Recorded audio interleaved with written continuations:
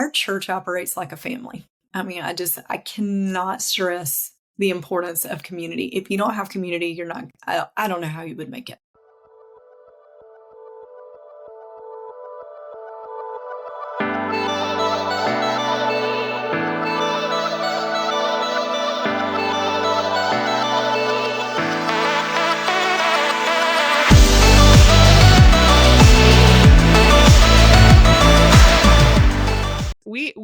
We think of bipolar symptoms as bipolar symptoms. Like this is symptoms of this disease, right?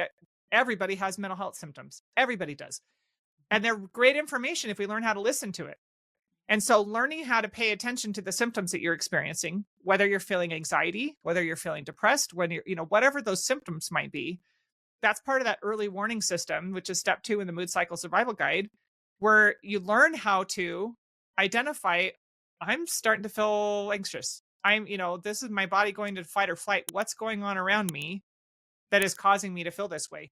How do I manage that? And learning how to take responsibility for your own mental health is critical.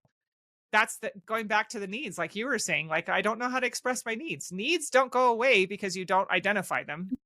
They just start to express themselves more and more loudly in unhealthy ways often, right? Mm-hmm. Yes. Yeah. And the other thing I love about what you're saying is in the mood cycle survival guide, part of the emergency response team, or I guess we don't call it emergency anymore, but the response team is having help for your children. That's one thing that I learned pretty quickly, was how critical it was to ask for, help for my children. When they were little, it was, people that I could ask, when I was really sick, it were people that I could ask to take my kids for a couple hours so I could take a nap and I knew they were safe and happy, right? As they get older, they need to be able to say, I need a break. I need to go to somebody's house, and having safe places for them to go where they can go and feel loved and feel safe and kind of, come back down from this fight or flight response that often kicks in when you're in instability is so critical, not just in the moment, but also in the long term, for them to start recognizing, I need a place to go. I need a space to create for myself that is safe. Is that something that kind of happened organically? How did that come into play in your life with your children? The beginning of last year, or at the end, let's go back to the end of 23, Travis medically retired from the fire department. And we thought, oh, things will get better after he retires. And, plot twist, no, they got worse. And he ended up dealing with more depression and more severe depression than he'd ever dealt with, really. We really thought that getting his sleep evened out would help fix things, but it didn't. And he got worse. And our church operates like a family. I mean, I cannot stress the importance of community. If you don't have community, you're not, I don't know how you would make it. I just don't. And so, I put down a lot of pride, and I was like, this is what we're dealing with, and I need help. And if y'all can take my kids some, I would really appreciate it, because I just need them to be in a place where they can just be kids and not have to be holding their breath and tense. And thankfully we got puppies for the girls in 2023 too, which that's helped tremendously.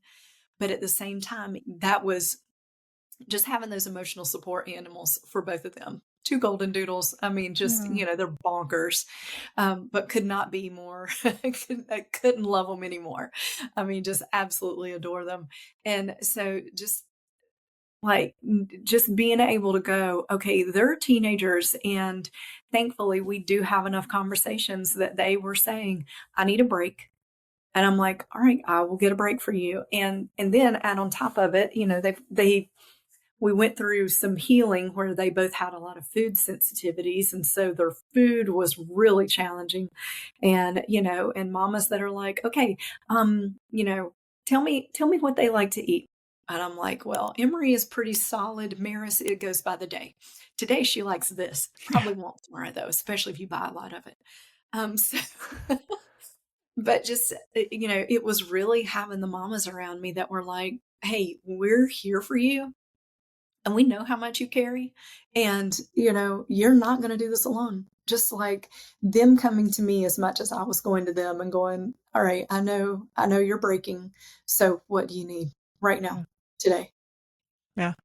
That's incredible. I have so much admiration for you. Like the more that I've gotten to know you and seeing the way that you handle things, I know that you have a lot that you're struggling with, and you're quite resourceful. You know, it's pretty amazing.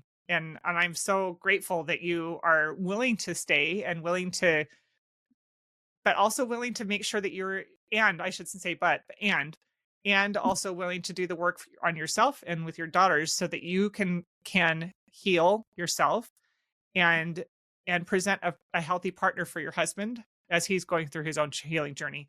And it's, you know, we can support each other, but like I said, each of us is responsible for ourselves. Personal responsibility and accountability is critical if anybody wants to have healthy relationships. You know, we can't depend on other people to, you know, for our well-being. We need to take responsibility for ourselves. Um And I think that's a big one that I've had to learn because, you know, again, I would apologize for stuff I didn't do yeah. or, you know, just to try to smooth everything over. And, and then I really got challenged to say, all right, how'd you feel after you did that? Well, first of all, I prefer not to feel. I'm like, what I'm carrying is too heavy, and if I feel, then like I might crumble. Yeah. So first of all, I'd prefer not to feel, but but seriously, you know, I'd step back and go.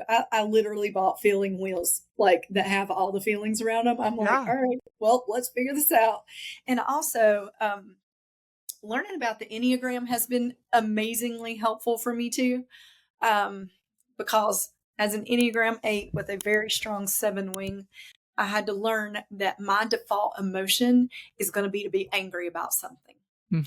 But anger was masking vulnerability.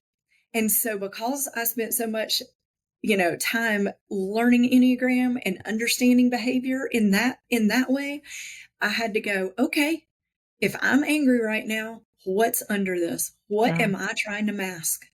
And so just really getting there and when I first started asking the question, of course it made me mad because I didn't want to deal with it.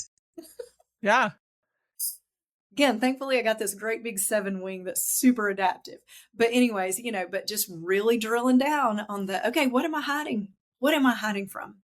And then realizing, okay, I just apologize for that and I don't appreciate the way I treated myself in that situation.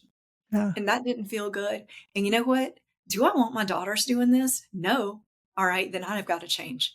And I think that's another piece to my healing is just going, what do I want my daughters to do if they end up in a situation like this? Yeah. How do I want them to respond? How are they going to stay healthy if I don't model it?